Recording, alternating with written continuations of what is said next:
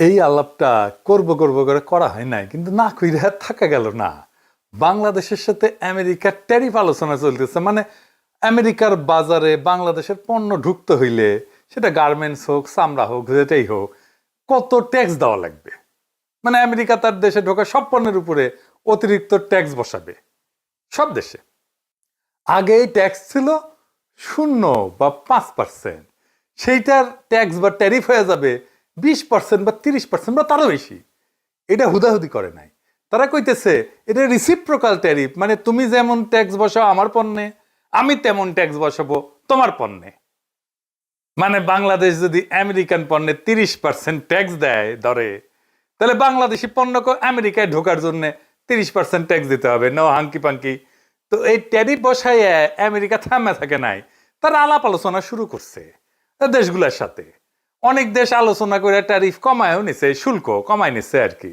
যারা কমায় নিছে তারা এমন কোনো বাণিজ্য সুবিধা দিছে আমেরিকাকে, যার জন্য ট্যারিফ কমাইতে পারছে। এটা একটা বার্গেনিং টুল আর কি, এটা দিয়ে বার্গেনিং করিচ্ছে আমেরিকা।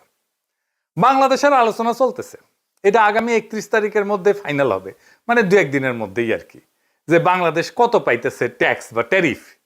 যদি বাংলাদেশ ট্যারিফ কমাইতে না পারে, তাইলে হাতে হ্যারিকেন ধরতে হবে, কলে এই শুল্ক কার্যকর হবে 1 আগস্ট থেকে। তবে আমেরিকান বাণিজ্য মন্ত্রী বলছে শুল্ক কার্যকর হইলেও আলোচনা চলবে। আমি এটা নিয়ে একটা ভিডিও করেছিলাম, আপনারা জানেন যে আমি ইকোনমিক্সের ছাত্র।